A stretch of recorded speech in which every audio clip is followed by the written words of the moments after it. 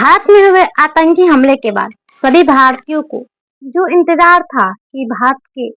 जो प्रधानमंत्री है वो एक बड़ा कदम उठाए जिससे कि पाकिस्तान को करारा जवाब मिले। अब वो मिलना शुरू हो चुका है क्योंकि प्रधानमंत्री मोदी ने जो फैसले लिए हैं उसके बाद पाकिस्तानियों की नींदें उड़ने वाली है, उसके चैन उड़ने वाले हैं क्योंकि जो हमारे प्रधानमंत्री है उन्होंने ये फैसला लिया है कि जो जल संधि है, सिंधु जल संधि, उसे अब बंद कर दिया जाएगा और पाकिस्तान को अब एक बूंद-बूंद पानी के लिए भी तरसना होगा क्योंकि जो 80% पानी जो है वो भारत से जाते हैं, सिंधु नदी से जाते हैं। अब वो पानी बंद कर दिया जाएगा, सिंधु जल समझौता को खत्म कर दिया जाएगा और उसके बाद उसने 5 बड़े-बड़े फैसले लिए हैं, प्रधानमंत्री मोदी ने 5 बड़े फैसले लिए हैं, जिसमें पहला फैसला जो लिया है वो ये फैसला लिया है कि सिंधु जल समझौते को खत्म कर दिया जाएगा और पाकिस्तानियों को एक-एक बूंद के लिए तरसा दिया जाएगा। क्योंकि भारतवासियों को ये इंतजार था कि प्रधानमंत्री मोदी कुछ ऐसा करेंगे जिससे कि हमारे कश्मीर में जो लोग मारे गए हैं उसकी कोई न कोई भरपाई तो नहीं हो सकती लेकिन बदला तो हमें ज़रूर लेना है और इस तरीके से बदला लेना है कि ना खून बहेंगे, ना कुछ होगा लेकिन जो होगा वो पूरा पाकिस्तान देखेगा और भुगतेगा और प्रधानमंत्री मोदी ने ये बड़ा कदम उठाया है। वो पहला कदम उसने यही उठाया है कि सिंधु जल समझौता को खत्म कर दिया जाएगा और पाकिस्तानियों को एक-एक बूंद के लिए तरसना पड़ेगा। और दूसरा है कि भारत में रह रहे पाकिस्तानियों को अब भारत छोड़ना पड़ेगा, वो भी 48 घंटे के अंदर-अंदर भारतीयों जो भारत में रह रहे पाकिस्तानियों हैं उसे अब भारत छोड़ना पड़ेगा। और उसके बाद तीसरा फैसला उन्होंने ये लिया है कि अटारी एकीकृत चेक पोस्ट को तत्काल समाप्त कर दिए जाएंगे और भारत में जो नौकरी कर रहे हैं उसे भी अब 7 दिनों के अंदर-अंदर पाकिस्तान लौटना पड़ेगा और किसी भी पाकिस्तानियों के भारत में अब कोई भी रैन बसेरा नहीं मिलेगा, उसे यहाँ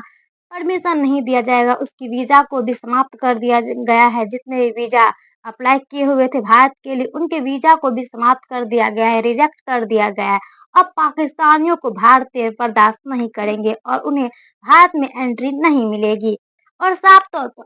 जो पहला फैसला है, जो फैसला है सिंधु जल संधि, इस संधि के तहत जो भारत पाकिस्तान को पानी दे रहा था, जो पानी 1960 जो आज़ादी के बाद से मतलब कि 1947 के बाद से ये विवाद आ रहा है, लेकिन 1960 में नेहरू द्वारा बनाए गए सिंधु जल संधि द्वारा पाकिस्तान को 3 नदियों का पानी दिया गया, जिसमें सिंधु, झेलम और चिनाब था, जो 80% पानी है और 80% पानी पाकिस्तानियों को दिया जाता था और 20% जो अभी भी दिया जा रहा है, लेकिन जो 20% रावी, व्यास और सतलज का पानी है वो भारतीयों को मिला और जो 80% पानी है वो पाकिस्तानियों को मिला। और जब ये पानी मिला तो पाकिस्तानियों के लिए एक बड़ा ऑफर था, एक बड़ा ही बहुत ही ज़्यादा खुशी का माहौल था क्योंकि पाकिस्तानियों को इन्हीं नदियों द्वारा पानी पूर्ति की जाती है, जल पूर्ति की जाती है, इसीलिए इसमें फ़ायदा पाकिस्तान को हुआ। लेकिन बहुत बार ऐसा हुआ कि ऐसी स्थिति बनी कि इस सिंधु जल संधि को समाप्त कर दिया जाए। लेकिन भारत ने अपनी महत्वाकांक्षा को दिखाया, अपनी मानवता को दिखाया और उन्होंने ऐसा कभी कोई कदम नहीं उठाया जिससे कि पाकिस्तानियों को जल की आपूर्ति खत्म कर दी जाए, उससे जल संकट दे दिया जाए। लेकिन अब पाकिस्तानियों ने ऐसे-ऐसे कदम उठाए हैं, वहाँ के आतंकियों ने ऐसे-ऐसे कदम उठाए हैं कि भारत के लिए अब ये बात बेबर्दाश्त है और उन्होंने अब सर्जिकल स्ट्राइक, एयर स्ट्राइक तो छोड़ दिए लेकिन अब उन्होंने किया है तो वाटर स्ट्राइक किया है और ये वाटर स्ट्राइक सर्जिकल स्ट्राइक और एयर स्ट्राइक से बहुत ही ज़्यादा घातक है क्योंकि एयर स्ट्राइक और सर्जिकल स्ट्राइक में तो जान की ही क्षति होती, लेकिन यहाँ तो बहुत ही ज़्यादा क्षति हो रही है। यहाँ तो किसानों को खेती करने के लिए पानी नहीं मिलेगा, बच्चों को पानी नहीं मिलेगा, किसी को भी पानी नहीं मिलेगा। लेकिन ये जो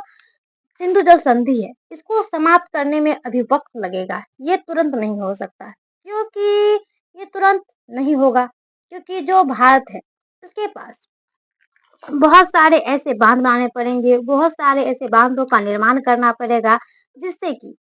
इन पानियों को जो सिंधु, झेलम और चिनाब नदी है, इन पानियों को रोका जाए और इन पानियों को रोकने के लिए बहुत ही बड़े-बड़े बाँध बनाने पड़ेंगे और उसे अभी वक़्त लगेगा और अभी पाकिस्तानियों को जो पाकिस्तान है, उसमें ऐसे-ऐसे बाँध बने हुए हैं जिसमें कि पानी अभी टिका हुआ है। इसीलिए अभी तो पाकिस्तानियों की जल की कोई कमी महसूस नहीं होगी, लेकिन आने वाले दिनों में जल की बहुत ही ज़्यादा कमी उसे महसूस होने वाली है और उसे पता चलने वाला है कि उन्होंने भारत पर ये जो कदम उठाया है, भारत पर उन्होंने जो ये आतंकी हमला किया है, उसका खामियाजा उसे कैसे भुगतना पड़ा। ना तो वहाँ बिजली की आपूर्ति होगी, ना तो वहाँ जल की आपूर्ति होगी और वहाँ जो निवेशक है, वो निवेशक भी भाग जाएँगे और जो निवेशक भाग जाएँगे तो वहाँ की जो दयनीय स्थिति है, वो चरमरा जाएगी, पाकिस्तानियों की आर्थिक स्थिति चरमरा जाएगी और वहाँ के लोग एक-एक बूँद के लिए तो तरसेंगे ही, उसे खाने के लिए भी तरसेंगे और हर एक चीज़ के लिए तरसेंगे, हर एक सामान के लिए तरसेंगे। क्योंकि भारत ने ये भी बंद कर दिया है कि ना कि वहाँ व्यापार होगा और ना ही वहाँ से कोई व्यापार करने आएगा और इस तरह के कदम जब उठाए गए हैं, तो पाकिस्तानियों के लिए ये बहुत ही ज़्यादा खतरा है, खतरा का संकेत है और ये खतरा अब जल के द्वारा बरसने वाला है क्योंकि उससे अब तो पानी नहीं ही मिलने वाला है और जब जल नहीं मिलेगा तो बहुत सारी ऐसी आपूर्ति है जो उसे नहीं होगी और पाकिस्तान एक-एक करके तिल-तिल करके बढ़ेगा। लेकिन ये जो कदम है, ये कदम अभी उठाने में वक़्त लगेगा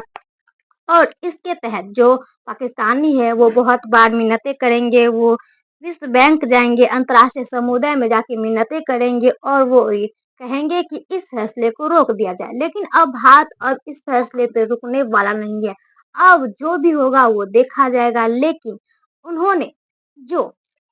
कश्मीर के पहलगाम में किया उसके बाद अब भारत कुछ भी भुगतने के लिए तैयार नहीं है और वो ये कदम उठा कर रहेंगे भारतवासी जो भारत के प्रधानमंत्री है वो ये कदम उठा कर रहेंगे और ये फैसला लेना बहुत ही ज़्यादा ज़रूरी है क्योंकि पाकिस्तानी आतंकी है उसका बहुत ही ज़्यादा मन बढ़ चुका है और वो आए दिन ऐसी घटनाओं को अंजाम दे रहे हैं। जब तक ये सख्त कदम नहीं उठाया जाएगा, तब तक उन आतंकियों को ये पता नहीं चलेगा कि भारत पर उँगली उठाने और भारत पर ऐसे हमला करने से उसे क्या-क्या भुगतना पड़ेगा, वहाँ की जनता को क्या-क्या भुगतना पड़ेगा। क्योंकि जब उनकी जनता ये सब भुगतेगी, तो वो तिलमिला उठेंगे, वो बौखला उठेंगे और उसे कुछ भी समझ नहीं आएगा। भारत अब ये करने के लिए तैयार हो चुका है, वो ये कर रहेगा।